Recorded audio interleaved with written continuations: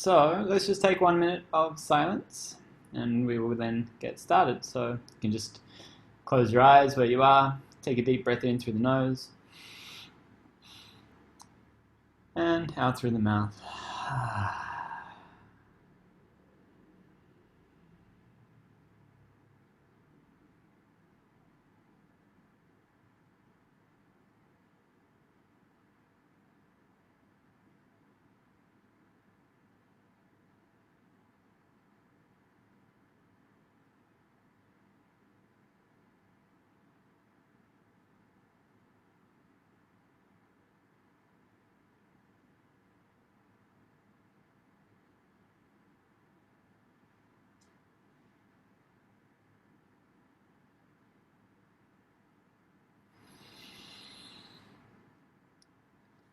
Okay, very good. All right, so what we're going to do today is have a look at the relationship between pain and uh, and yoga, and as well look at the difference between what is suffering and what is pain, and we'll see that suffering is a choice and pain is an inevitability in life, unfortunately. So I'll try to make the differentiation and the distinction, and then also how can we work with it and what can we do on the spiritual path. So this lecture is going to combine a few things. It's going to combine some psychological models, some yogic models, some therapeutic models, and then Sean's perspective on it all. And I'll try to make a differentiation when it's research and when it's my opinion. Okay? So the first thing we're going to do is we're just going to do a little test, each one of you.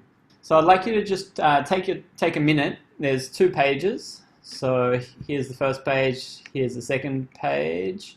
So I'll move through them slowly. If you can just run through the questions in your own time and then just mark where on the scale you would find yourself. Yeah. So just one number for each question. Don't spend too long on it. Just zip through it. So if I break things or spill things because of being careless, not paying attention, or thinking of something else, this is always happening to you, or you never break anything. That would be 6, or somewhere in the middle. Yeah.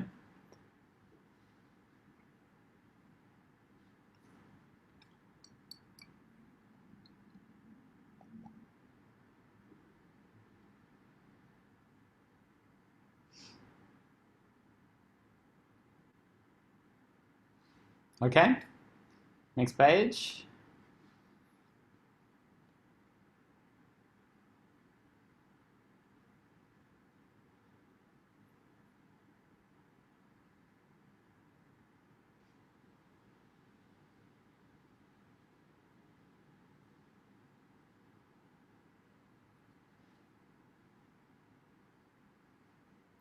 Once you're done, you can add up all of the scores and then divide it by 15.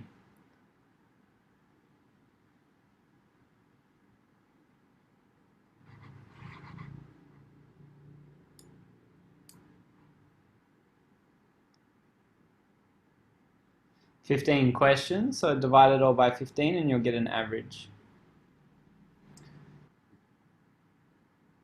So what do you think that we are measuring with this questionnaire?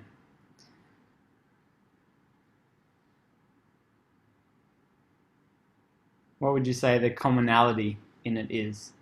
Mindfulness and awareness. Mindfulness and awareness, perfect. Awareness. So yeah, mindfulness is actually what it's specifically, but and we're going to try to understand what this term means in a second. So this really is a test that's used to qualitatively give a value to someone's mindfulness, and then you can do some kind of intervention in a study, like let's see if somebody meditates for 6 weeks and see if their score changes. So it's a qualitative study tool. It's not objective. It's very subjective.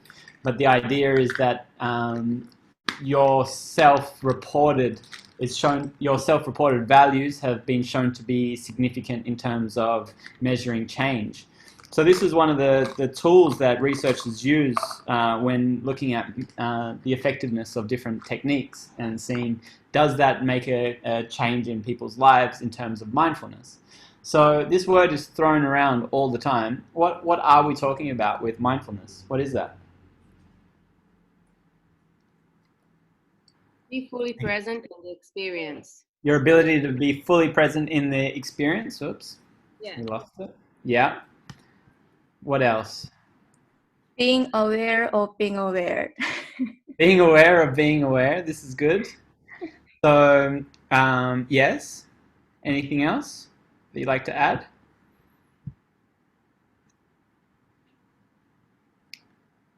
Okay, I would say it's this certain way of paying attention to the present moment. And I'm going to show you a quote by the founder of mindfulness-based stress reduction. He's really the one that popularized this term mindfulness. His name is John Kabat-Zinn. Maybe you heard of it, MBSR. A lot of research has come out of this institute, and I highly recommend it. There's a lot of very good research in terms of anxiety, depression coming out of these studies. So John Kabat-Zinn, he was a Buddhist meditator, and he saw the value of meditation into the Western world, but he saw that there were certain resistances because of the idea that you mean something to do with religion or spirituality, or you had to have some kind of belief.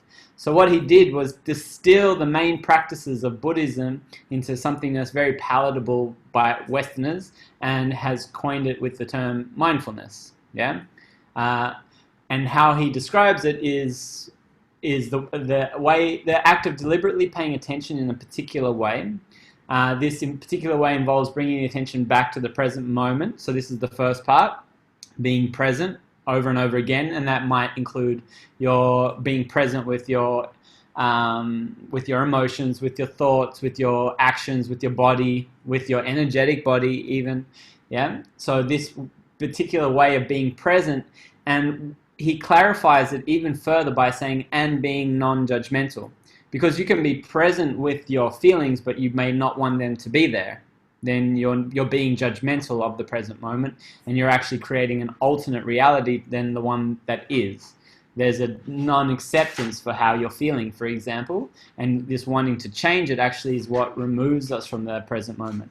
We're so uncomfortable here that we tend to find a way to get out of here, and that's often through our thoughts, through the remembrance of the past, or the anxiety and worries about the future. And any of you that have meditated probably have found that, okay, let's sit and be with our breath, and then after 5 minutes or 5 seconds, you might start to be somewhere else, right? Thinking about lunch or what you're going to do this afternoon, or all the other things that you could be doing with your time. So in this way, he makes this very, very important distinction about being non-judgmental. Surrendering to the present moment is kind of a yogic way of putting it, right? Surrendering means acceptance. You still act in the present moment, but you accept what is, yeah? And with that information, then you can make new choices. But there is a complete acceptance. Like now, we have accepted that we are communicating online. I would much prefer, I have preferences still, I would much prefer that I'm sitting in front of you and we're working together and we're going through this journey in the same place, right? But there's an acceptance that's happened, and if I'm here sitting being judgmental, I wish it wasn't so, I wish it wasn't so, I wish it wasn't so, then I'm not actually facing reality, and I'm living in some alternate reality that doesn't exist. This is the reality. I might have a preference, but I accept what is. So I like to make this distinction because sometimes we can get confused with preferences, and then we're just kind of non-existent beings. Yes, there's still a personality in all of these things on the path of spirituality. All the spiritual masters had personalities. They had preferences. They weren't just bland individuals, right? So being non-judgmental. And because we do not judge the content of the processes, we become free to observe without identifying with the contents of the thoughts. So this disidentification with the contents of the thoughts. It doesn't mean that you don't feel anything. Yeah. So when he talks about this not identifying, sometimes we use this kind of image of just watching the river pass by, and it's useful in some regard. But on my part, I feel that this metaphor can actually cause some confusion, because when you're watching the stream, there's this idea that you're not feeling anything, yeah? Because he talks about being buffeted by its eddies and currents, not being thrown this way and that way. That's important, that you're not overtaken by the river and thrown down the river, yeah? But that you're able to be there and feel everything and not be judgmental about it. You accept that I have strong emotional pain, and you are able to be there with it without wishing it to be gone. Whereas many people come on the yogic path thinking, I want to get rid of my feelings. I want to get rid of all of these difficult emotions. I want to be a nice, happy, yogi, smiley being, right? But this is a fake idea. This is a concept of what it means to be a yogi, because you're actually disconnecting to yourself. You're separating yourself, not integrating. It's not a process of pushing things away, but actually pulling everything in.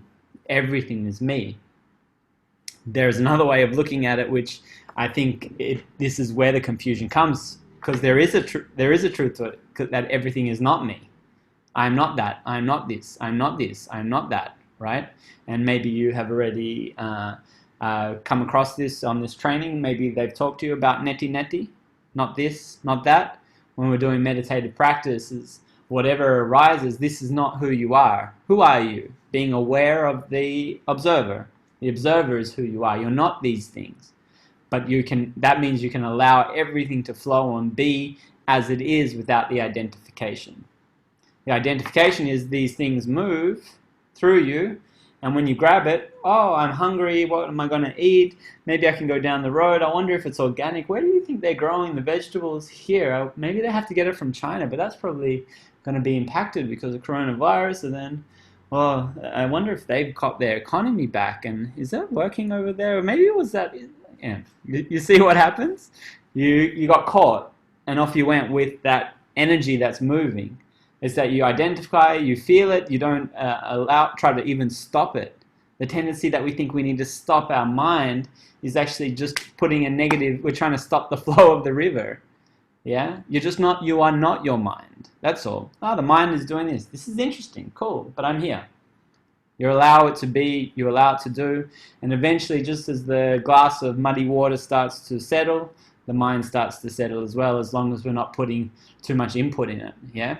That's why we do retreats and whatever else, to be able to distinguish between that muddiness and the clarity of mindfulness or presence itself. So this is basically just, I would hope it's something that maybe you already understood, and now I've just classified it a little bit. So mindfulness is just a term that's used for medical purposes, actually, to make it more palatable by the Western world. It's not a new invention. It's what all the yogis, all the Tibetans, all the Buddhists are teaching. It's the same essence, which is presence. Presence without judgment. Yeah? It's acceptance, presence, and surrender. I would put it like this. So it's not avoiding the present moment. It's embracing everything that is. It's not distraction. It's not creating new belief structures around or things that have happened, or avoiding difficult emotions, or when something comes up, you turn it into a pleasant memory. All of these things, this is not mindfulness. Yeah, cognitive therapy, cognitive behavioral therapy is useful to a certain degree, but there is a restructuring of reality that maybe is still causing a disconnect. It can help you to get out of the hole, but actually there's a movement towards what is called acceptance therapy, which is embracing and accepting all of the traumas, all of the things that have happened in your life, and working on the pathway to full acceptance and actually eventually even gratitude for those things. Yeah, it's a different path, but I would say that this is kind of a uniting of East and West. It's not trying to get rid of things or blame or anything like this. It's just this movement towards presence with what is. So what we want to do is find where presence and pain meet, and how does this interaction affect our life. So pain, I think you maybe have understood already from the lectures that I've been giving, but pain is a very subjective thing. What does that mean? It's seen through your lens. It's your brain's ability to perceive what is happening in this moment. So what is pain? It's very useful. Thank God we have pain. What's its function? Why do we have pain? What's it there for when it's healthily activated? Maybe a sign or alert, maybe the word. What is it alerting and signaling? That there is some sort of discomfort in the body, or that we Yeah, might we injure could. I ourselves. wouldn't separate the term discomfort and pain. People's can label something discomfort that Okay. I've seen people come and say, oh, I've got a problem with my shoulder, can you help me? I said, sure, where's the pain? Oh, I don't have any pain. Okay, lift up your arm. Ugh. Okay, what's going on there? Oh, it's just uncomfortable. It's just uncomfortable. Okay, cool. So now, where is the discomfort? And I'll change my terminology. But that's often when people don't want to acknowledge that something's wrong, right? But so even that, discomfort, pain, what's it signaling in the body? What's it telling you? Is it telling you everything's good? That something needs our attention. Yeah, it's calling for our attention. There's a possibility of there being danger. Yeah, that's the use. And I like that, the way that you put it, is this call for attention. Yeah, and we're going to see emotional attention sometimes, physical attention. Yeah, our presence. Presence is always the cure. Always. Whatever is going on in this life, presence is the cure. Yeah, this is the only medicine. This is the only medicine that we actually really need. Yeah. So whether we're experiencing physical pain or emotional pain, to the brain it's the same thing. Yeah, they did some interesting research where they took somebody's thumb and they put it between two bits of metal and they started to squeeze the metal with increasing pressure. It's called a vice. Yeah, they started to squeeze it, and while they were doing that, they had somebody in a functional MRI measuring the brain activities. Where is the blood going in the brain? Yeah, so as they increased the pressure, the person would report more pain. I'm feeling 1 out of 10 pain, 5 out of 10 pain, 8 out of 10, please stop. Yeah, and as they experienced more pain, the area of the brain called the amygdala, part of the limbic system, started to register more activity. Yeah, so they could directly correlate an increase in pain with an increase in activity in the area of the amygdala. Yeah, this part of the brain that is responsible for our deeper emotions such as fear and pain perception and danger. Yeah, so that's the physical pain. Another set of research, they had a look at people doing this test, which is called the ball test, that basically they would get into groups of 3 and have an electronic simulation of them passing a ball amongst themselves. And for 2 out of 3 of the people, they allowed them to just pass the ball naturally. And for one of the people in the group, they told the other 2, don't pass them the ball. Yeah, exclude them from the exercise. And they put them in the same machine. They had a look at their activity in their brain, and they saw that a certain amount of people would experience some emotional distress, and that would register in the same area of the brain, the amygdala, and register as same as if it was physical pain. Yeah, but some people would register nothing. There would be no activity in their amygdala. And then they asked the people as they came out of the machine, out of the exercise, how was your experience? And obviously the people that experienced pain found it quite distressing. Why didn't they pass me the ball? You know, this was so bad. We all came here to just do this experiment in good nature, and then they left me out. And some people walked out and was like, yeah, that was cool. No worries. Give me my $5. You know, I've done my participation in the experiment, and I'm on my way. Now, I used to do this with my groups. And they'd been together, you know, we'd been together for 2 or 3 weeks. We're all friends. They know me, I know them. And I put them in groups and I recreated the experiment. And there would always be a few that got really upset, yeah? Like yesterday's example, right? I told you about if your boss wasn't happy with your work, how do people respond? So the situation is the same. And I even had a group where one girl left in the middle of it crying. Yeah, she didn't finish. It was 1 minute of passing a ball. And within 30 seconds, she stopped, put her stuff down and walked out of the room crying in tears, right? How do you get into a situation that's something like this where you know these people are your friends, Yeah, you know Sean is doing something weird. You know, I'm doing an experiment with you. I'm making you throw a ball in the middle of a lecture about pain, and you'll leave crying. What's going on? Why do some people have this registration of pain as much as breaking a finger? Yeah, as much as squeezing a finger between two bits of metal, their amygdala is going off to a real perception of pain. They are feeling pain. It's all in the mind. All of pain is in the mind. It's all a creation of your mind, specific neurons firing, and then your body, your brain deciding if this is dangerous or not. If it's dangerous, you will perceive pain. So why do some people respond in such a strong way and some people just shrug it off? Why do some people have this emotional resilience and some people do not?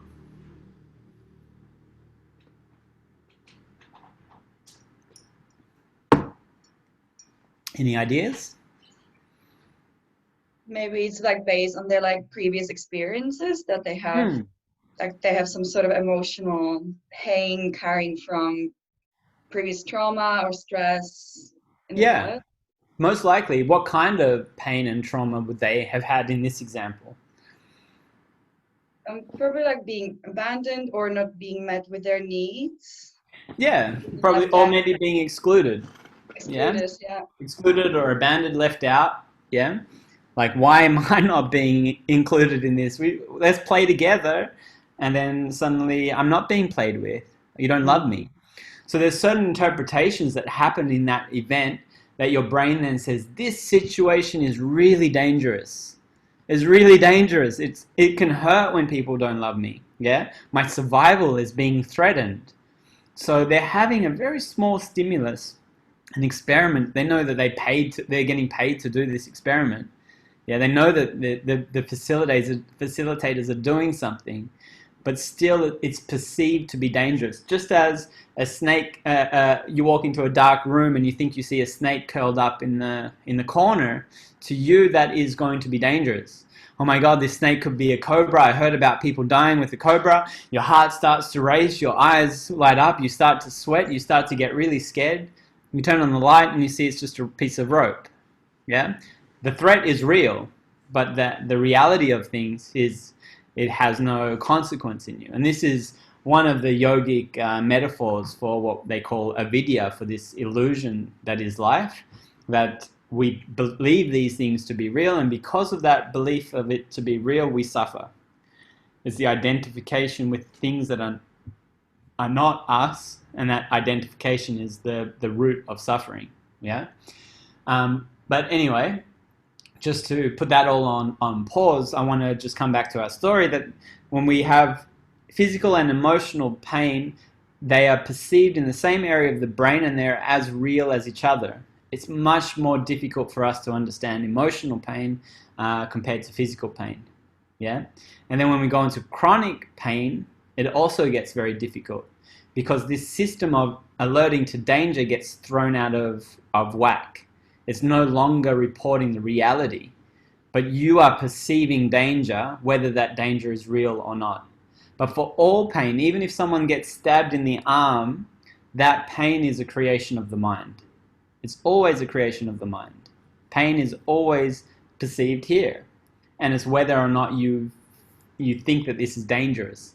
For example, a friend of mine was in the Israeli army, and they were in a skirmish, yeah, and they ended up being shot at, and then at one moment they had to retreat because it was there was too much bullets being fired upon them, and they escaped. And when they stopped, one of his friends said to him, "Your leg is bleeding. You know, have a look. What's going on? Your leg is bleeding." And he had a look, and he had been shot in the leg. There was some bits of bullet that had gone into his leg. He didn't feel any pain. Yeah, why? Because his brain said, this pain is not important. You need to survive. I'm going to turn off those pain signals and give you the release of the right hormones so that you can escape and flee and you can still use your leg. Yeah? And you see this with children. They run around and they fall and they don't even know what pain is really. Yeah? They're like, look around. Was anyone watching? No one was watching. And they get up and carry on. Right? But once they learn, oh, I should cry and then I'm going to get attention, then they start to cry the second they fall, right? You see it sometimes with kids. Depending on how the parents react to that, you're going to get a different response from the child, because the child is going to decide whether that's dangerous or not. And also, oh, I want more attention. I know how to get attention, right? How do I know that mum loves me even when I'm in pain, even when I've hurt myself? Okay, I'll make a big sound, and mum will come. Oh, are you okay? Everything good, right? So this relationship to pain is a very complicated one. It's not straightforward. It's not simply you break your arm and you feel this, yeah, or you have a disc injury and you end up like this.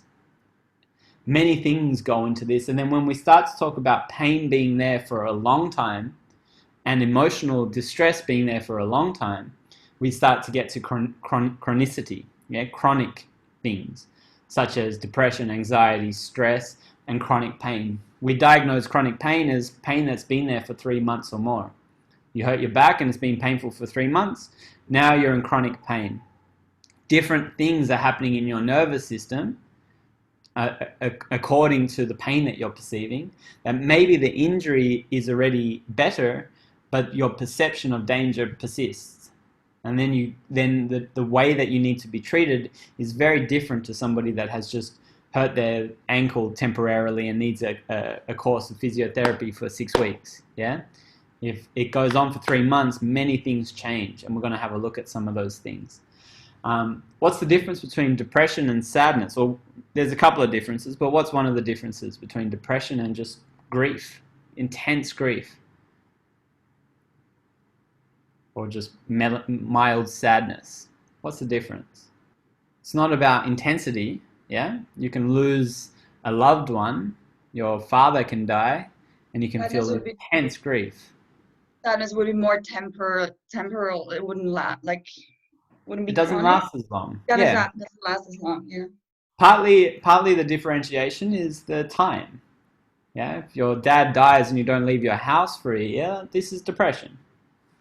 Yeah, if you cry and cry and cry because your dad died this last month, and you feel feelings of longing and sadness, this is sadness. It's grief. It's different.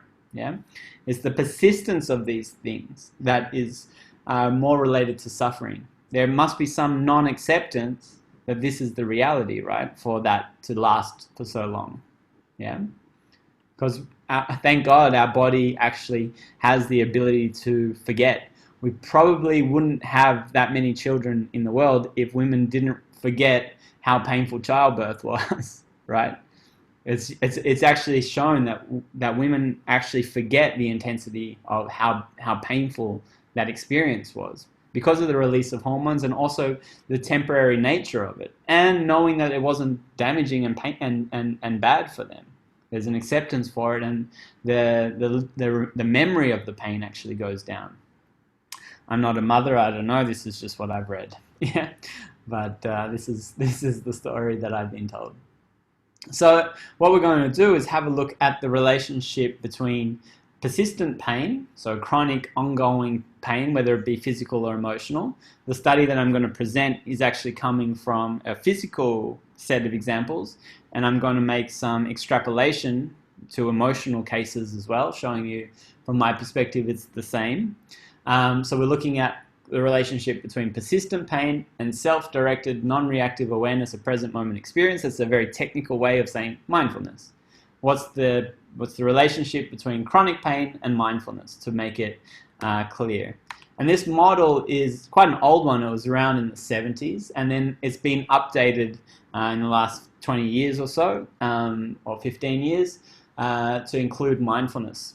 So I'm going to make the little presentation. This is a psychological model that is used for us to understand how do people remain in this pain cycle. Yeah. So we're going to use both the physical and emotional injury to demonstrate what I want to share with you, but understand that the theory is mainly coming about physical pain. Yeah. So let's say we have some kind of physical injury. I bend over, I pick something up, oh, I hurt my back, oh, there's intense pain. Now, it's useful to understand that there's a difference between injury and pain. They're not the same thing. For example, my friend that got shot, he got injured but didn't perceive pain. Yeah? So pain is the perception of danger that is done through an interpretation through your nervous system. Yeah. Whereas the injury is the damage of the tissue. You break the skin, it doesn't have the quality of pain. I might have a spinal cord injury and I won't feel anything below that level. You could stab me, you could burn me, I won't feel anything, right? So injury and pain are not the same thing, and it's good that we separate those things, because sometimes an injury won't have pain, and I'll give you a couple of examples again later emotionally. So I have my painful experience, I've damaged my disc, say, I've got a perception of pain. I know that, oh, okay, Sean, I remember Sean in one of his lectures said 90% of disc injuries are going to get better in 6 weeks. So I'm not scared. I know I've got back pain. I'm going to have to make some adjustments. I'm going to go see my therapist. I'll do my exercises. I'll get strong. And through that confrontation of your rehabilitation, you start to move and stretch, and you start to get more and more courage. And eventually after 6 weeks, you bend forward and you can pick things up, and you're no longer having this injury, and you've confronted it and you've recovered. Yeah? Because ultimately that's what we want to see in our body is recovery. We should find that with time and dedication, that most injuries can be resolved. Yeah? Make sense? That's what we would like to hope. We can look at the other side. We can look at an emotional situation. Say I have been married for 40 years and I come home and I see my wife in bed. I came home early from work and I see my wife in bed with another man. Now the injury, that could be an injury that leads to pain. The injury is for sure there. Oh, okay, I've lost my wife, she's been cheating on me, okay, my reality is going to need to be changed. That could or could not be painful. Maybe you're happy because, man, I was trying to figure out how to get out of this relationship and I had a prenup and I didn't know how to do it, but she's nullified the prenup, so all the money's mine and I'm out of here. And you're happy, right? Or it could be quite painful, like it's distressing. Okay, this woman I've spent 40 years creating a life with, she's cheated on me, but it's over, I accept it. I feel all of the discomfort that comes with it, all of the rejection and all of the other feelings, yeah, but I'm not scared about it because I know I'm worthy of love.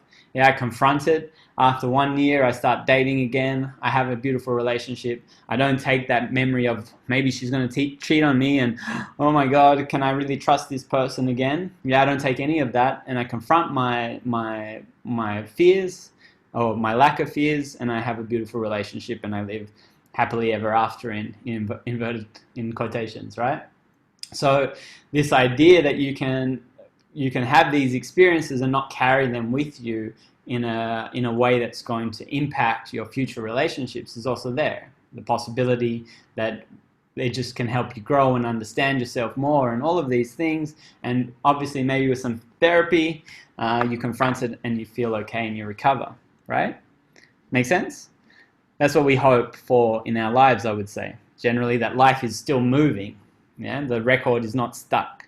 Let's have a look at what happens when the record gets stuck. This is what I would call suffering. Yeah, this circle on the left side, this is the circle of suffering. Yeah, pain you see is in the middle.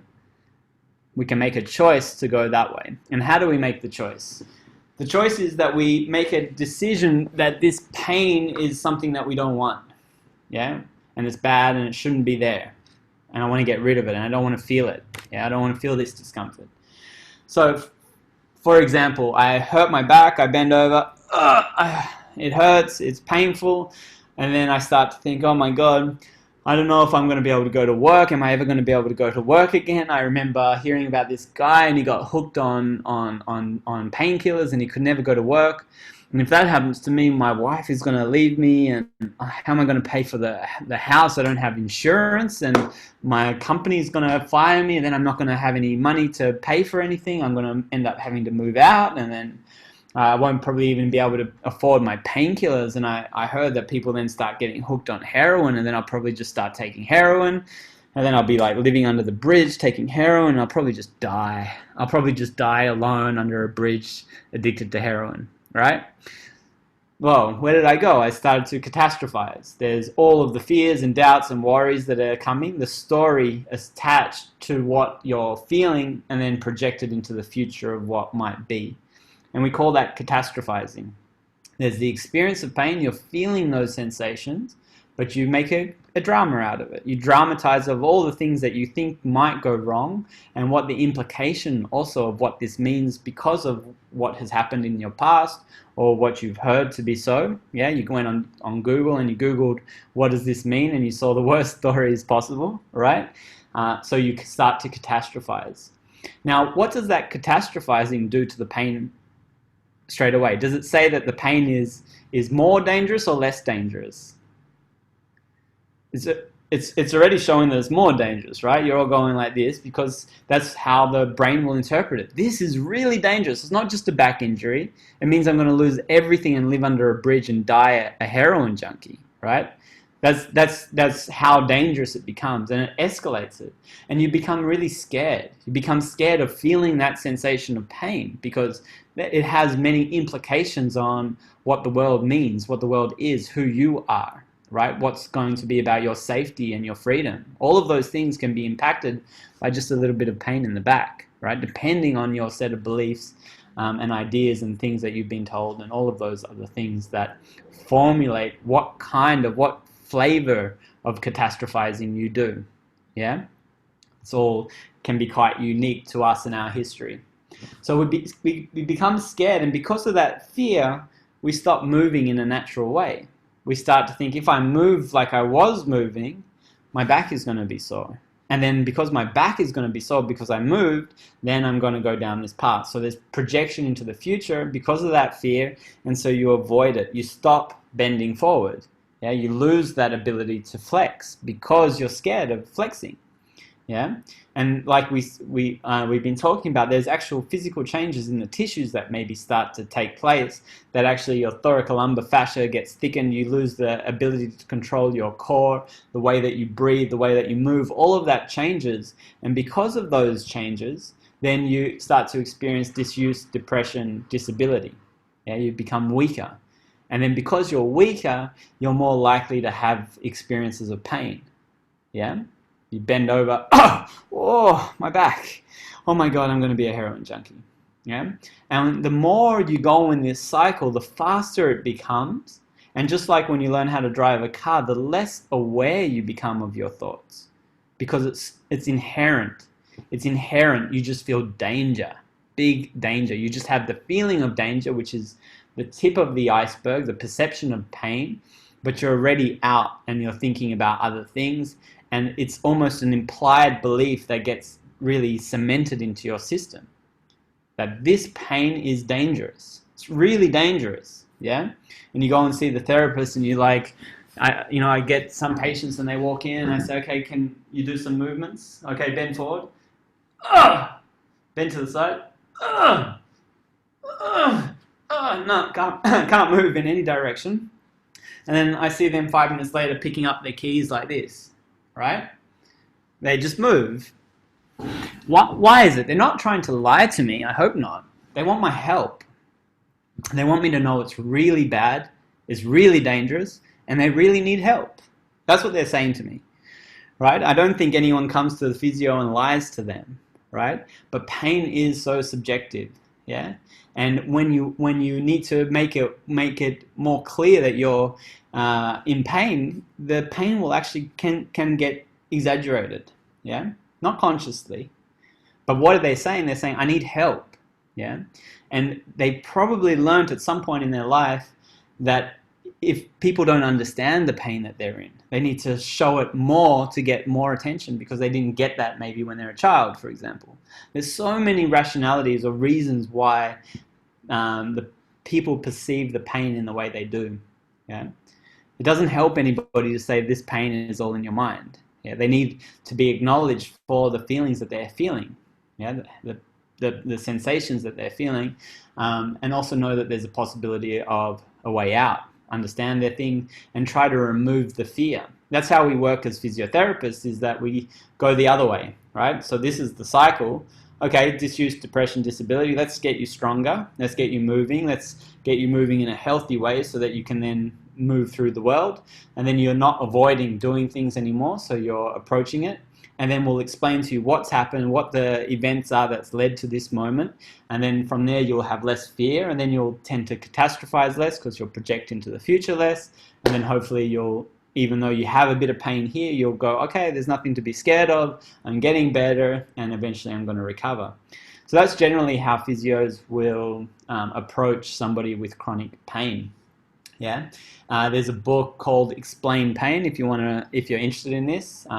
It's written by an Australian neurophysiologist, and this book, it said that just reading the book, if you have chronic pain, will reduce your perception of pain because it reduces your fear about what's happening. You understand the mechanisms of pain and why is this pain still here in a way that's digestible, and then also to help alleviate the fear. The fear is one of the main things that is driving this mechanism. It's driving this wheel. It's what gives it the power to go. Yeah. So the issue is not the pain experience. The issue is the story that you're attaching to the presence of pain. Can you experience the pain without making interpretations of what that means to the future of your life or your self-worth or who you are? You just experience it. It's not killing you. Yeah? Can you just experience that pain and be present with it without a story? Yeah? So if we go back to our emotional example, we have the injury, wife cheats on me, it feels a lot of pain, and then I start to tell myself stories. I was married to her for 40 years.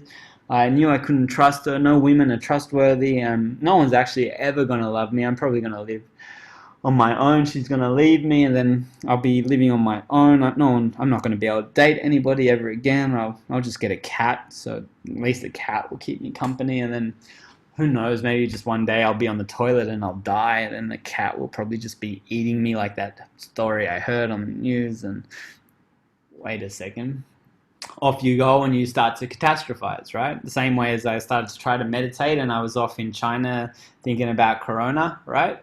I was here just trying to think about my breath, and then off I'm in a small village in China. Yeah. In the same way, the painful experience, you want to avoid feeling that. And we've learned very early that inside the mind, we don't feel those feelings of pain. It's worse. It's worse. It's one of the mechanisms that we learned how to survive. Because at least here, I don't have to deal with this. I'm thinking about all the things that could be in the future, but none of that actually exists. It's better to me thinking about these things that don't exist than actually dealing with what is here. That's what takes us away from the present moment. This is what John Kabat-Zinn was talking about, mindfulness, right? Being non-judgmental. Feeling those things and not judging them, allowing them to be. Yeah. So I catastrophize and I become really scared about having relationships because any woman that I date is going to cheat on me. It's happened 3 times and this was the worst. You know, everything, every relationship I have ends in the same way. Yeah. And because of that fear of that, you become very scared. You to get into an open, loving relationship, and you close your heart a little bit. And every relationship you go into, you're like, I'll just open a little bit, but you stay over there. I love you, but from here, right? You just stay there. Let's keep this safety. I want your attention. Keep loving me, but don't come too close, right?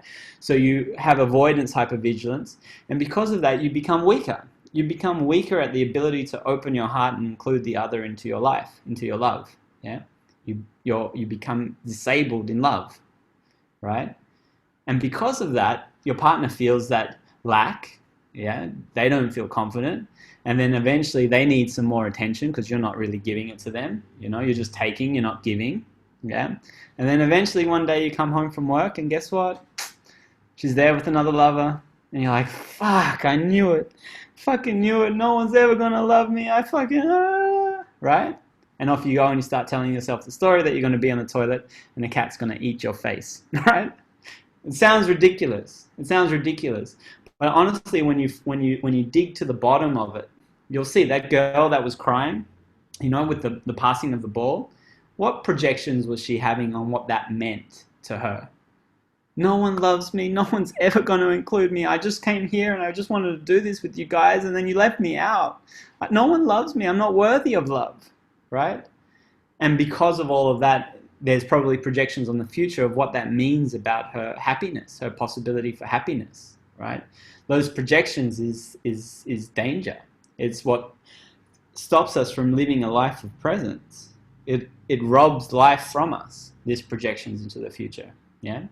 But this is the role of suffering. Because if we remember, this has a purpose. What did we say the purpose was? The purpose was to pay attention. And it starts off small. There is some belief that you have that you're carrying. This is Sean, this is not the research. There is some belief that you're carrying, right? That is being projected and is wrong. It's incorrect. And life is saying, wake up, wake up. And it starts off subtle, right? And then it gets louder and louder and louder until you pay attention. Okay, there's something I'm not seeing, there's something I'm not willing to see. And life is saying, look at it. It's time. Let's wake up, right? You can start off slowly with a little shake, but eventually it's a bucket of water on the face. It's like, snap to it, yeah? And this is very difficult, but suffering has a place in our world. Unfortunately, that's how humans learn. We haven't figured out how to learn through joy, unfortunately. We have to suffer before we learn. Yeah? Things have to go really wrong before we're willing to change. And that's the function of this. It's just like a record that's stuck and the volume is just slowly getting turned up. Yeah? So you're in the flow of life if you're there on the right. And I would call that the flow of love, right? And then on the left, it's the choice of fear.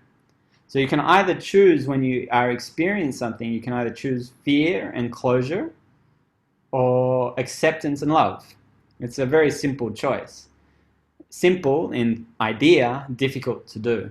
Yeah, when you have difficult emotions, it's not easy to process them and feel them. I'm not saying I choose love every time. You know, more than often I'm choosing, no, I don't want to feel that. Whoa, that hurts. No, I don't want to. And until I get fed up almost, then you'll make a change. You know, even knowing all of this, at least it's a map of knowing where you are. And to help you with your self-diagnosis of where you are in different aspects of your life, I've got some clues to know whether you're in the left or in the right, whether you're in this pain-fear cycle or whether you're in the flow of life and love. Yeah? So if you're experiencing the same thing over and over again, every boyfriend you date is the same man, every woman you date is the same woman, yeah, then you're there. You're having the same experience. Life is stuck. There's some belief that you have about what the feminine or the masculine is that is not based in reality. And until you learn to see that this is an illusion that has been created, most likely in your childhood, of what love looks like, you're not going to be able to move on with life. And it's not about whether the partner needs to change. Something inside of you can change. And then your perception of your partner will change. It's not about your partner, it's about you. But why are we attracted to the people that we're attracted to is because of these things that we carry, these beliefs and these patterns, yeah, that need healing. Relationships, when you start to look at it from this way, become school material. If we take away all the romanticism, it's school material in the school of life, of how do I grow? Can this person help me grow deeper than I could do so on my own? So if the patterns are the same, what I found really interesting is looking at the reasons why you broke up with your past relationships. Try to just summarize it in 1 or 2 sentences. What went wrong? Why did we break up? And start to look, is there a pattern here? Is it the same thing? Am I complaining about the same thing? Am I having the same fights? Am I seeing the same things I don't like in each partner? What's stuck? What parts are stuck? Yeah? So this is one tool that you can use, is repetition. Looking at repetition in your life. The second one is blame. Yeah? Blame and shame I would put in a very similar category. Blame is, it's you, it's your fault, everything is wrong is because of you. That's a way of avoiding taking responsibility and owning your feelings and emotions. You blame somebody else for the way that you feel. And shame would just be turning that blame towards yourself. Yeah, and often we use these mechanisms as ways of avoiding the feelings that are underneath it. Yeah. For example, with the girl, it's an easy one. The girl throwing the ball. Sean, you're such an asshole. Why did you do that to us? How could you not let somebody pass the ball to me? And and those girls, they're such bitches. Why did they just leave me out like that? Yeah, blame. It's their fault. How could you do that to me? Right? But what is she doing? She's trying to avoid the feeling of not being loved. She has a feeling of not being loved. It's very uncomfortable. It's very painful. So let's blame everybody else in the world. Yeah. So blame and shame, it's the same thing. She's feeling shame, but she's expressing blame. Yeah. But they're so deeply intertwined and interconnected. They're like the same sides of different sides of the same coin. The other thing I just wanted to say, one of the things that might happen is not just with the patterns being the same, it might be the opposite thing. Now, let me explain. I'm going to use quite a hard example here, and just by numbers, probably 30% of women have had some kind of experience like this. But if somebody has had some kind of abuse in their childhood, right, their imagery of what love looks like, especially if it's from a loved one, their imagery of what love looks like is very heavily shaped by what you see and experience in the first 7-8 years of your life. Yeah, the new connections are still being made. There's plasticity. These things aren't hardwired, and it's changeable and malleable. And when especially these traumatic experiences, whether they happen once or big ones once or small ones over and over again, that shapes your perception of what love looks like. The relationship between your parents, whether they're there or not there, if one dies, or all of this shapes your beliefs. But let's take the more obvious one of abuse. Your perception of what a loving relationship will look like will be one that is involving abuse. And there will be a tendency, even if it's an unaware tendency, there can be a tendency to find either men that have got a deep aspect of anger inside of them, and even if they're smiling and nice and loving, that anger will come out. Yeah. Or you'll do the opposite, and you don't want anything to do with it. It was too painful, and I'm going to find a relationship that the guy is the sweetest, most loving, boring person that has no ideas, and every time you say something, it's like, whatever you like, dear. You'll find a very feminine man, right? Just to play with these extremes, yes? I'm making a cartoon almost out of it. Obviously, there's an infinite variety of subtleties, but you'll do one of the two. You'll find a very passionate relationship that has abusive tendencies, or you'll find a very bland, boring relationship that everything's okay. The sex is boring, everything's just kind of a little platonic, right? Because there's no movement of life energy, yeah? So you'll recreate the situation to try get healing. Yeah, you try to make him better this time. He's going to see the error of his ways, but he's going to be better, right? So you're projecting your childhood onto your current relationship, and even if he changes, you'll probably fall out of love with him.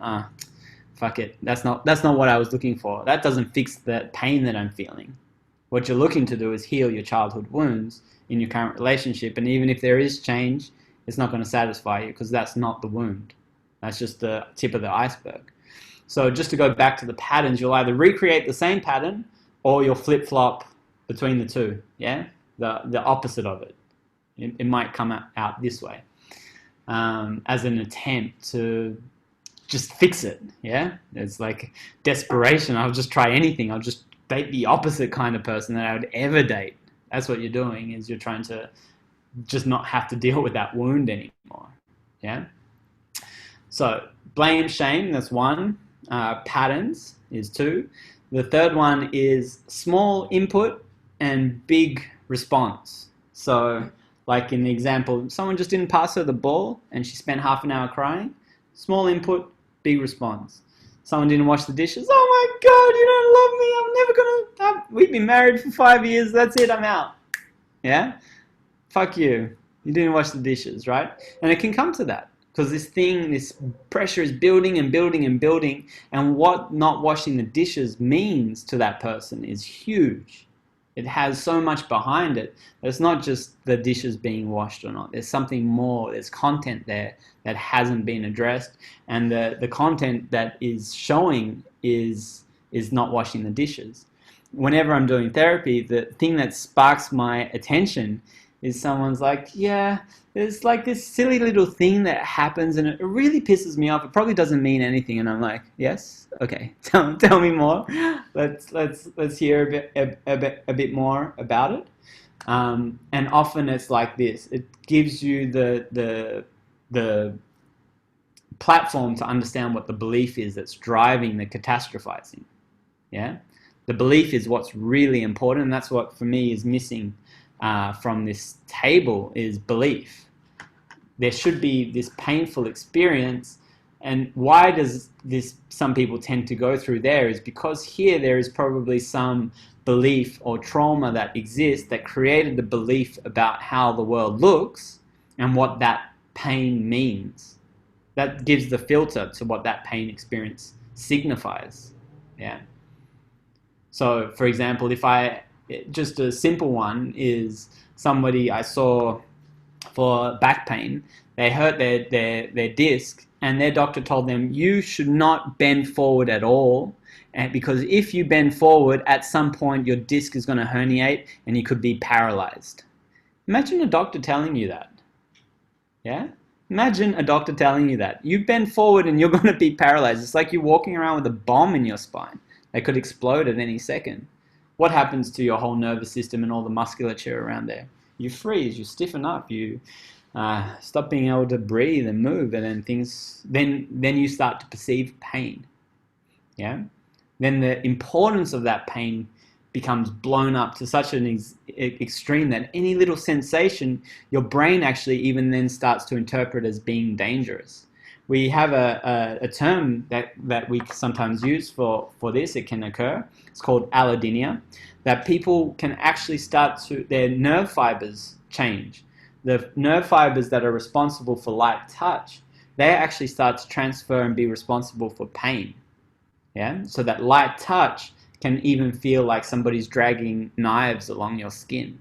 It's allodynia. Yeah, your nervous system has started to modify because of your belief patterns.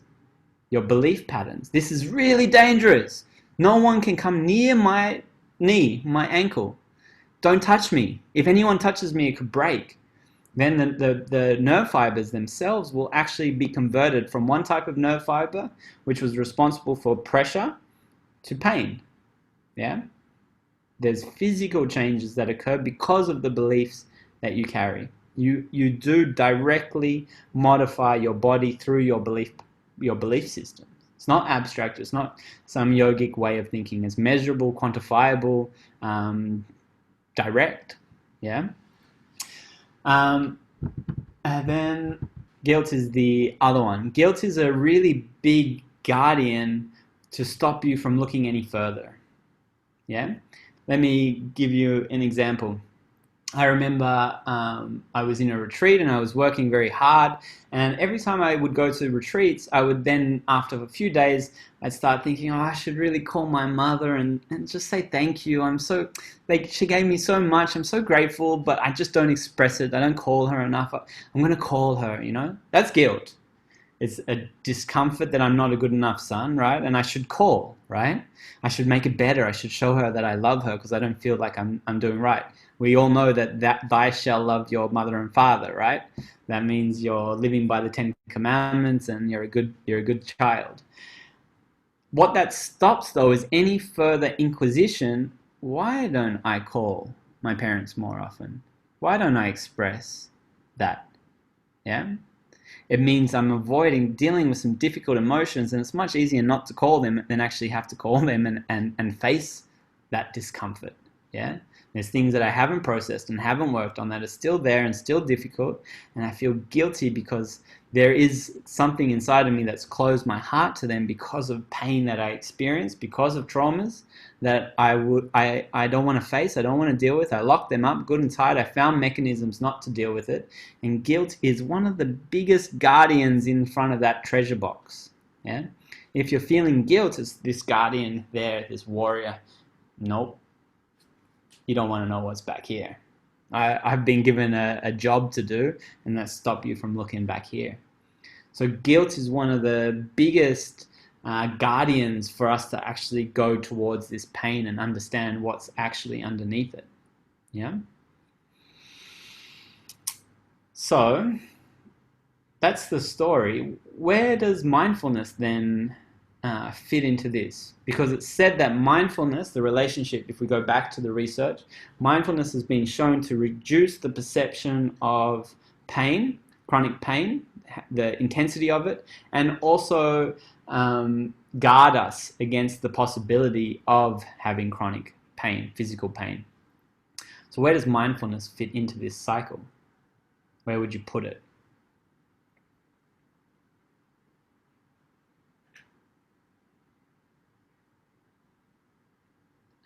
Probably somewhere after confrontation, maybe. No, because on that side we're already good, right? So we don't we what I'm looking at is this circle over here. We're stuck, and my suggestion is that mindfulness can help us not be in this circle.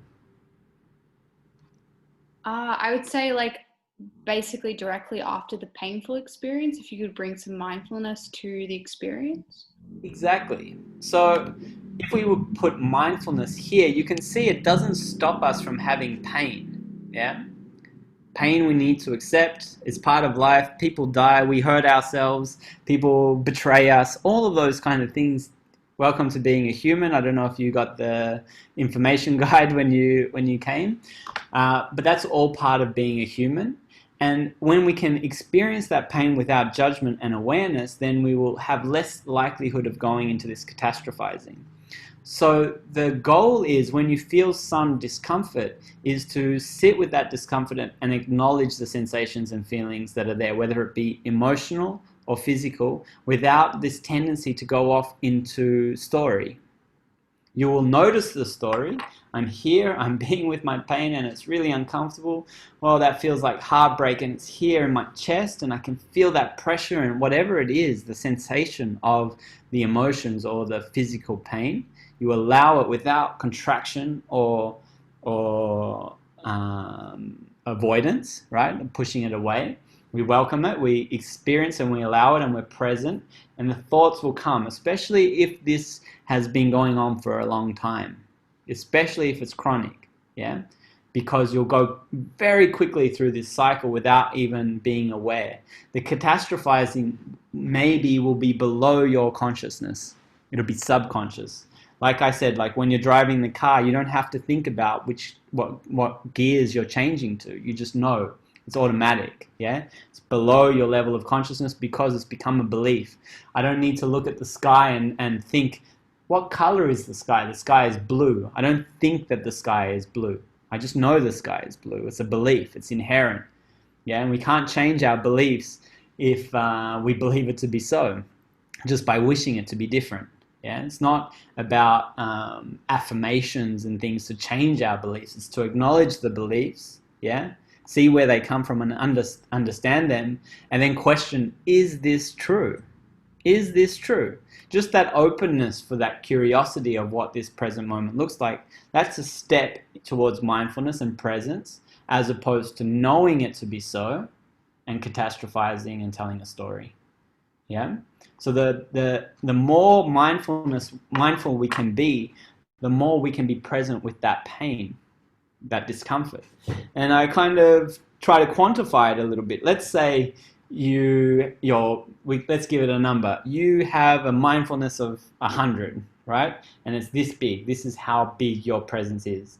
And let's say the pain of a mosquito is 10, right?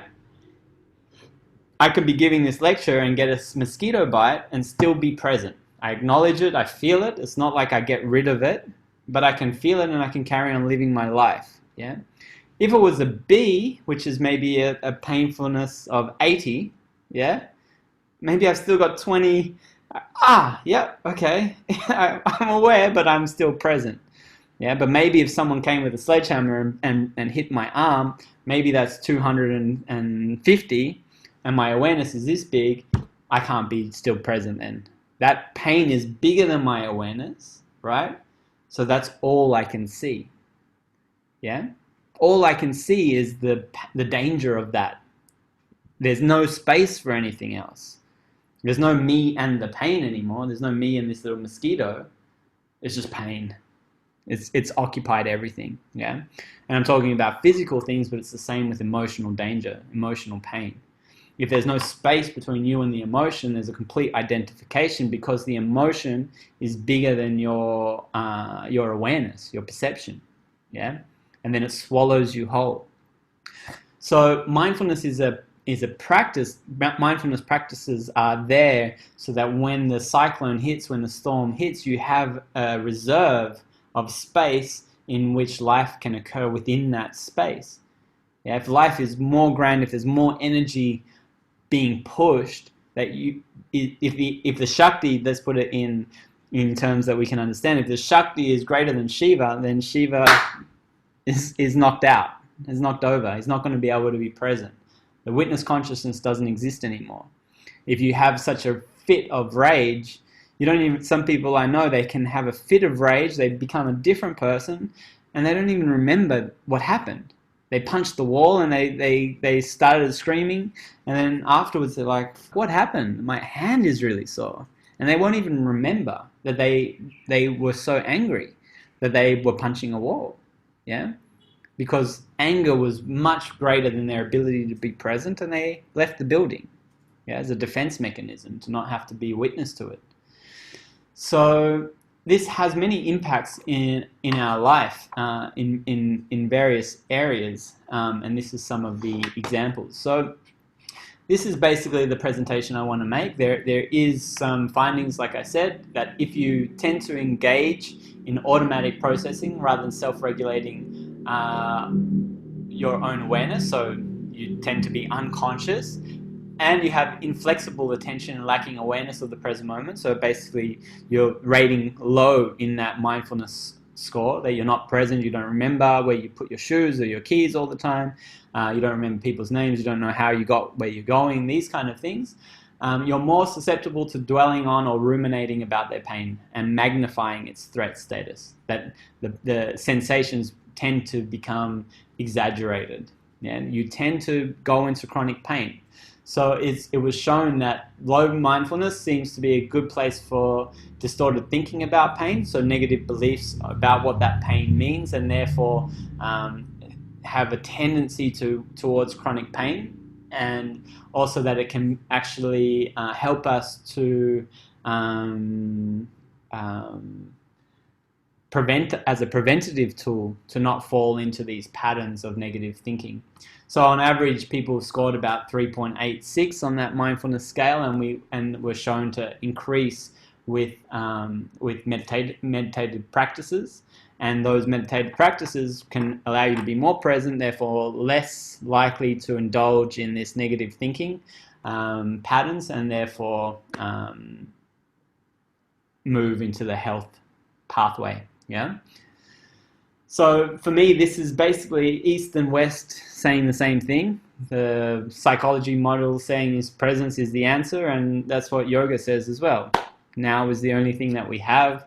Be here, be now, as Ram Dass says, or practice the power of now from Eckhart Tolle, or what all the great masters are saying is that this is the only moment that actually exists. So let's live it. So this is my presentation in terms of the first half of this model, and I have another half of this lecture to go, but in this moment, does anyone have any questions for me? No? No questions? So what I would like you to do is just take a moment to try to find 3 things in your life that is going on right now that you could say you are sitting in that right hand circle. Yeah? And how do you know? We've got the 4 ways of knowing. 1 is the pattern keeps repeating. 2, you're blaming somebody else or feeling ashamed about some situation. 3, small incident, big response. Or 4, you feel guilty.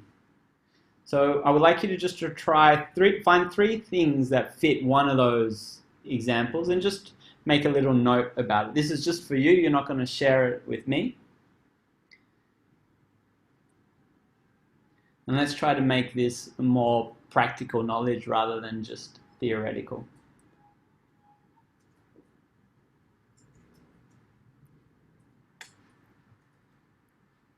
So try to become aware of the emotion associated with those 3 incidences. So you've got these 3 things that are happening in your life. Try to identify how you feel. Not what you think about this. How do you feel? You feel sad? You feel angry? How do you feel? Frustrated? Try not to say something like rejected, because that is what's happening. You think somebody's rejecting you, that's the story. But how do you feel about that rejection, for example? So if someone can argue about how you're feeling, then that's not a feeling. No one can argue that you feel sad. But someone can argue that you feel rejected because they could say, I'm not rejecting you, for example.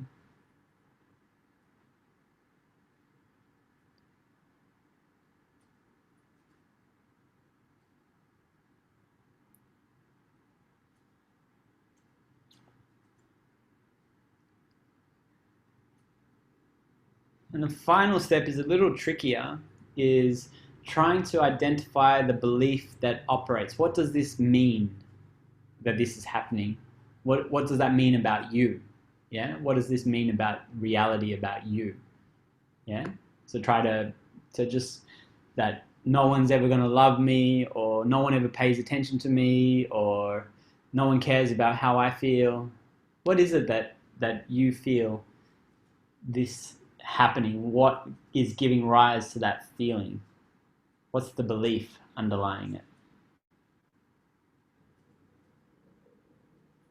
When you feel this discomfort, I'm basically asking you to try to feel, how do you catastrophize about this? Because normally that's subconscious. Yeah? We're trying to bring to the consciousness, what is the negative thinking that you are using in this situation?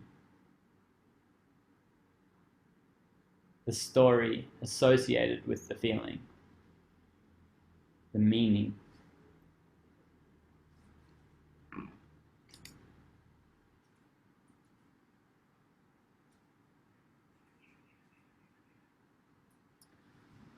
Okay, so you can continue this on in your own time. If you haven't finished, I would spend a little bit more time on it. And the last step that you can do is try to then identify, this is not for now, this will be for later, try to identify when you've been having these feelings before in your life, in what situation. And just try to note it. If it's a pattern, it's easier, but you might see that, wow, this has been going on since I was 3, me projecting this story out into the world. Yeah? So that's how we start to just make sense of our location. Yeah? Where am I? And then already that's going to give you some space. Okay? So, this next part, this comes from a group of teachers, I would say, that many teachers are working in this manner. One of the teachers where I received this information is Prem Baba, but there's many different people, like Brandon Bays is working in this direction, Eva Parakis and the people that are doing path work, for example. But the map I got here that I'm going to share with you is coming from Prem Baba. So what he's suggesting is that when we come into this world as a baby, we are open, we're full of love, we're surrendered and present, right? You come in loving your parents, whether you would term it love or not is another story. But all of us, no matter how terrible or great our parents were, we all came in wanting unconditional, exclusive, continual love. Give me love, love me, or only me all the time, right? This is kind of a baby's natural instinct for survival, yeah? Okay, so this, I would say, this little heart is how we come into the world, yeah? Is loving and open, wanting exclusive, unconditional love, yeah? Inevitably, we are going to get hurt. This is an unrealistic expectation for the world to want exclusive, unconditional love, right? Nobody can be with you for 24/7. So because of that, we will experience feelings of unlove, which will be painful, yeah? Now, this can be small or big. It can be traumas, or it can be misunderstandings. It can be sexual abuse, for example, which is a form of unlove. It's clearly not conditional and unconditional love. Or it can be misinterpretations, like you see your brother eating a cookie and your mother had only had one left and she gave it to your brother, and you decided mum loves him more than me, and then that's it. No, mum never loves me, yeah? I'm not as lovable. Because before you were having 24 hours attention from your mother, and now it's split amongst the two, and then that manifests as her not caring as much about you as she did. So all the beliefs and all the patterns already start from that. Yeah? This idea that love is finite. And our time is finite on this planet, but love is infinite. Yeah. So we come in with the game is almost rigged. We come in with some misunderstandings and misbeliefs what it is to be a human. We're looking for divine qualities in a human existence, and it's not possible. This exclusive unconditional love is the relationship that we have with God, right? Or our divine self. Our parents are often manifestations of our beliefs of what the masculine and feminine look like. Yeah, the parents that you have, we can either say your beliefs of the masculine and feminine are determined by the parents that you have, whether it be two men or two women or whatever it is, but the roles of masculine and feminine are there, or one missing, for example, even, right? But that is the parents that you have. Whether that determines your beliefs of what masculine and feminine is, or whether you come in with those beliefs and come to heal those aspects, is two ways of looking at the same thing, right? But inevitably we are hurt. So we experience, let's see if this works, we experience some pain. Yeah? And then that pain, like I said, it's all relative. It's going to be different for each of us. Whoops. So, but we experience that discomfort, yeah, and it's painful, and it's something in between us and this feeling of love, right? We start to close down and we start to shut off, and that closing down and shutting off, we can also give it a name. We can call it numbness, because unfortunately the road to love and the road to pain are the same channels. We can't close ourselves to pain and expect to feel the fullness of love. Yeah, we know this. Anyone taking any antidepressants can attest to this. So because of this, we start to create this layer of not feeling, and this layer of not feeling separates us from the outside world. Yeah. Now, what we start to then do is then try to build some defense mechanisms so that we won't ever have to feel that pain again. Yeah, these tend to be our tendencies on how to deal with difficult situations. So help me out. What are some of the ways that you can avoid feeling pain? What are some of the things that you maybe do? I kind of joked about it a little bit when we gave that example of the boss. What are some of the things we can do when we don't want to feel pain? Get angry. Yeah, anger is a good one. So we start yelling at somebody. That can help us feel stronger and in control. right? And then we can blame others. There's like children that come off these generals. I would call them generals of defense, maybe lieutenants and colonels, right? Underneath that are in service of anger. Yeah. What are some of the other ones? Dissociation. Yeah, so like withdrawal, I would say that this dissociation is kind of numbness Kind of the itself. same. Yeah, it's kind of the result of it. How do you manage to dissociate? What does that look like in your actions? Let's talk about it this way. It's you're on the path, and you can see how that separation means you check out, right? But what are some of the practical ways in which you do it?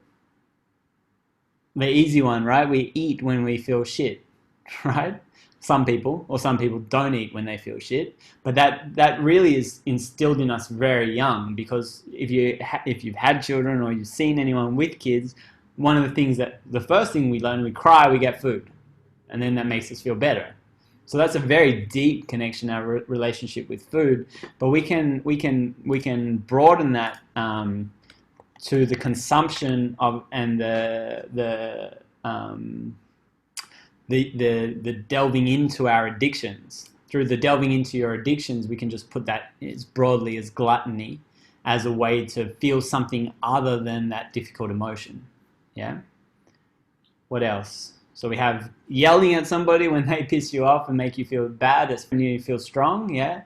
Or gluttony, you replace a difficult emotion with another sensation, or So yeah. would you, for example, like alcohol consumption of alcohol, like Yeah. this kind of. Yeah, I would put most of our addictions, but whether it be food or alcohol or drugs, Okay. or internet, into gluttony. Yeah. Okay.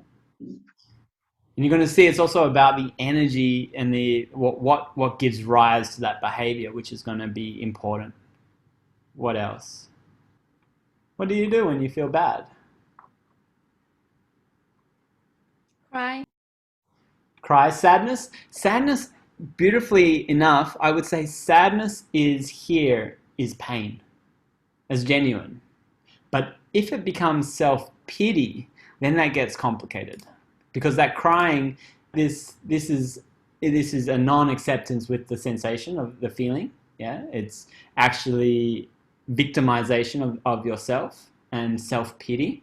We're going to talk about the victim in a second, but I'm just going to move this along, and I would say that this could fall into the category of lies. Self-delusion can be a mechanism that you use to not feel the difficulty or pain of the situation. So I'm just going to kind of make it fit some categories just so that we can keep moving. But lie is a good way of us avoiding it, whether you're actually genuinely lying to yourself so that you don't have to feel it, or lying to others so that they don't look at you in a way that you don't want to be looked at and made to feel bad. Yeah? What else? Maybe like avoidance, so keeping really busy, for example. Those are two different things that I can use. One is fear.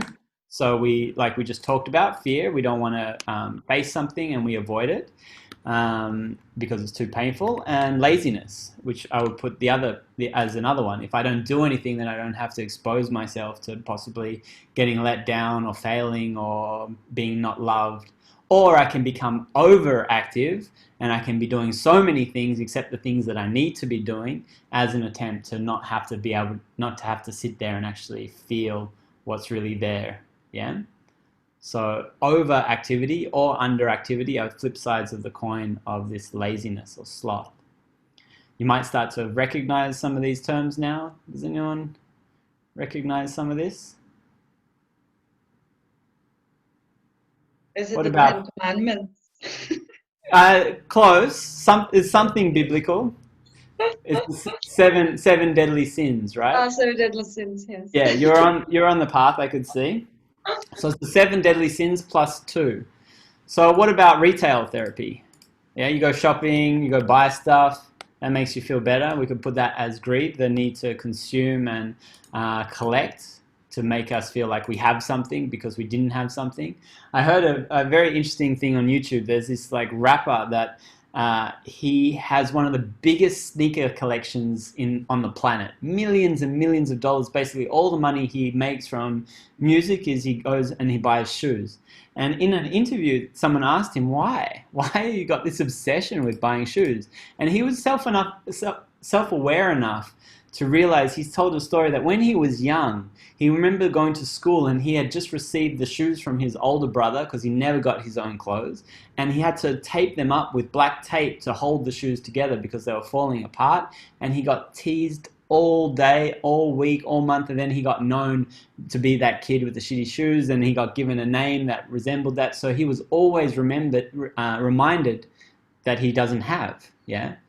And so he made a determination that he's going to just buy shoes. He's never going to be the one that doesn't have the latest and best shoe. His whole life then became motivated about having shoes. And you could see he's in this moment of realization that I'm past that, but the addiction will still be there. Yeah, and he's in the moving out of that pain and accepting it. He's acknowledged it. He's starting to be able to feel it and disidentify with it, but it's still running his life as a way to never ever have to feel that pain that he felt. Yeah, you can see how greed can directly correlate with a way of not having to deal with pain. Right? It's a guardian. It's a guardian of pain.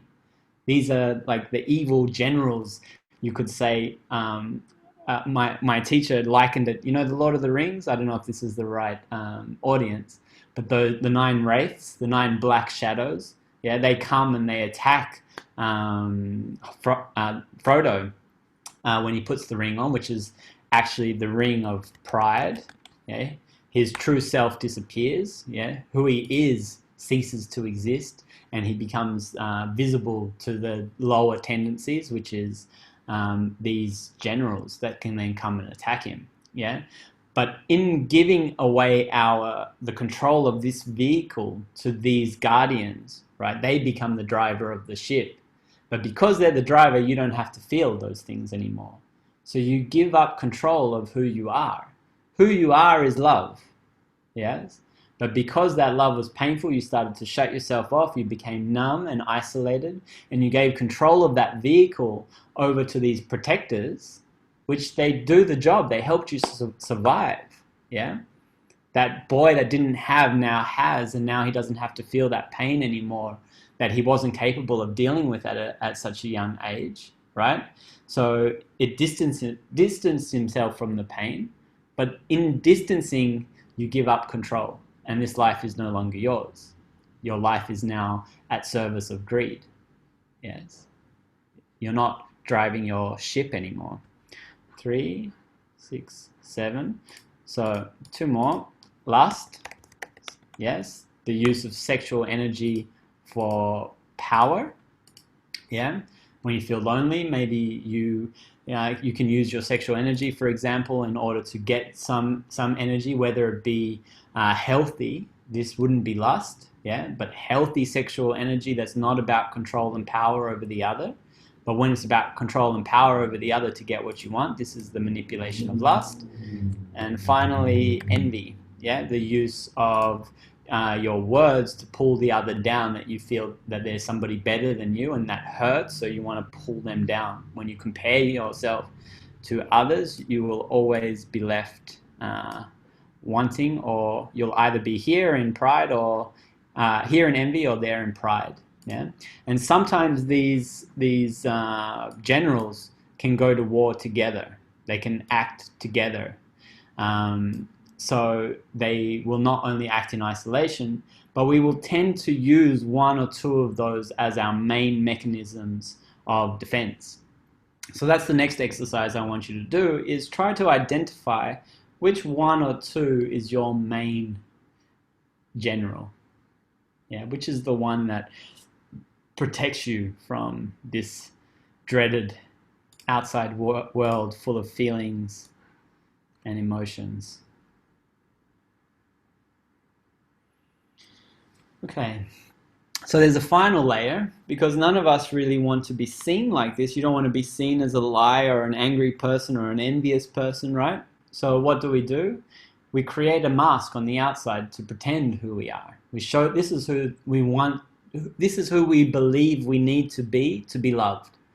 Because when we were who we were, when we showed ourselves to be this, we were not loved. So I need to be something else. So telling your child or your parents telling you that, you know, you need to be more like this, or you need to be more like this, or don't wear this, and you should wear things like this. These are forms of unconditional love, that you're shaping the child to be how you believe they should be. And it's coming from a kind of love, but it's not unconditional love. It's if it's coming from fear because you don't want them to not have enough when they get older, and you're scared that they're not going to be able to take care of themselves, or people are not going to like them if they really are like this, then all of these things are going to feed into us of not actually accepting ourselves as we are, and having an idea that this is who I should be to be loved, to be lovable. And that's the mask that we present. Yeah, the final outer layer of what we show the world is this mask. So what are some examples of some masks that we wear? Any ideas? What are some of the ways in which people pretend to be something, or some way? They They're dedicate their always life. that they're Uh-huh. always positive. Positive, yeah, like the happy one. Yeah. I have a friend that no matter how she's feeling, she can be telling you about how her dog just died, and she can be smiling. My dog just died. Yeah, it was really difficult. There's a big smile on her face, right? Because she knows that people don't like sad people. You need to be happy. Yeah? No one likes a sad person. I can't show my sad emotions to somebody, then they won't love me anymore. So there's a desperate need to be happy all the time. Yeah? Always seeking happiness, and not acknowledging the really the way that they're feeling. What else? It's a good one.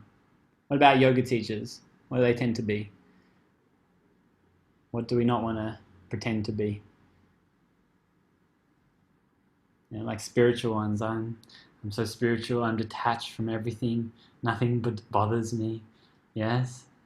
They're wearing 25 malas. Yeah. Always dressed in white. Yeah. Got tattoos all over their body. I'm so spiritual. You know, at the party they're doing Nadi Shadana. You know, sitting in the corner, showing everybody that they know how to do pranayama. Right. So the spiritual one, we need to be careful of this one. What else? Confidence. Yeah, confident one. I can take care of myself. I don't need any help from anybody, or the helper, right? You're always fixing everybody else and always there for everybody else, so you don't have to actually look at any of your stuff. And actually, you're desperate for somebody to be there for you, but you just manifest in this way because that's what you actually want. Yeah. What else? Like super shy, kind of introverted, very Yeah, quiet. very good. The shy one, never putting yourself out there, but actually you do want attention. And if you feel safe and comfortable, you can come out of your shell maybe. Yeah. Or it can even be used as a mechanism to try to get attention from other people. We can use these things in many ways. Yeah. The sexy one, right? Using our sexuality to get attention, and then maybe even be shocked that we get that attention when that's what we are putting out there, or really lap it up and love it, right?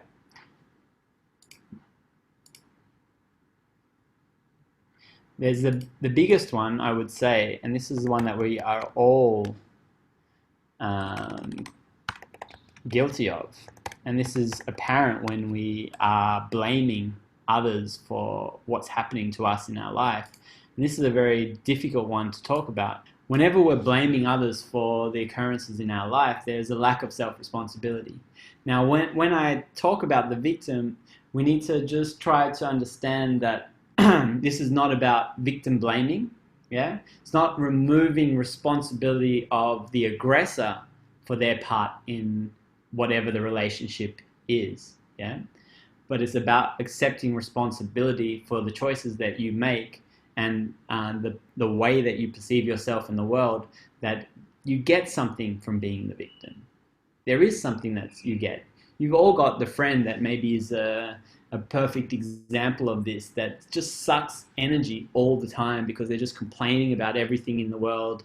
Nothing that happens to them is because of their actions. It's always somebody else that did something, and all they do when you speak to them is they just complain about everybody else and everything else. There's no sense of responsibility. This kind of can highlight for us the extreme of it, but on a subtle level, we all have some aspect of the victim inside of us, yeah? And it's just a matter of how much. But ultimately, this victim is a child of lies.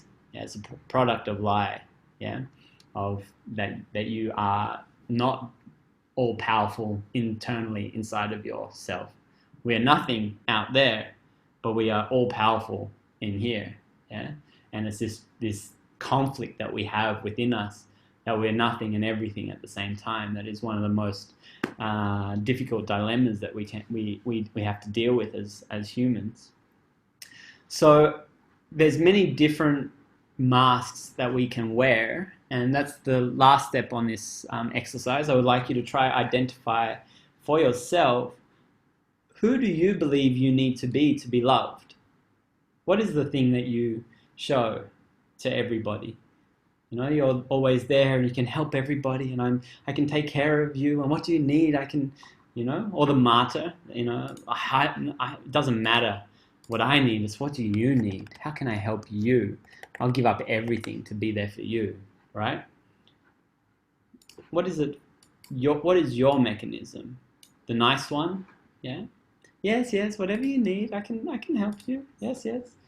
Always being the very good one, you know. The perfect one, you know, so scared to put a step wrong in case you're not as perfect as you imagine you need to be.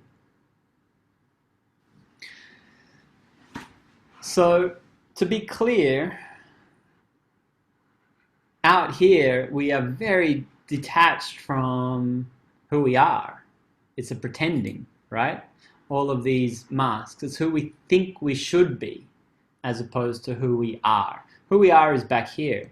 And there's many layers that we need to go through. If you don't know who you are, it's because you've identified from this. If you start to look at all the reasonings in why you've made the choices to be who you are, and you see at the center of them was pain, right? I was told that I was stupid when I was a young boy, and my dad would always say, "You're so stupid, why can't you get anything right?" And then I became obsessed with studying and becoming a professor, and all of that originated because you just didn't want to feel stupidity, the feeling of stupidity, yeah? And it just takes somebody just to whisper, "You idiot," and you'll blow up. I'm not an idiot, I'm a professor, I did this and I studied this, and yeah? It's because of it's not based in reality. It's fragile, it's flimsy. It doesn't take much to topple the house of cards, so to speak, yeah? When you identify with this outer layer, yeah? Then what happens is that, say you get in a relationship and you spend more time with somebody, this takes a lot of energy to uphold. It takes energy to pretend, right? It's not natural. It's not coming from the depth of your being and being expressed naturally. So then you go into a relationship where you spend time with your family, and they have more power over you because you're more susceptible to pain because you care more, right?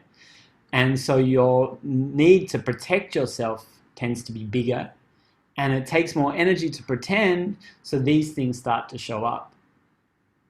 This is still not your true self. Yes, these are your protection mechanisms to protect you from this pain. Yeah, and these start to show up, and this is why I say relationships in your family are very good school material.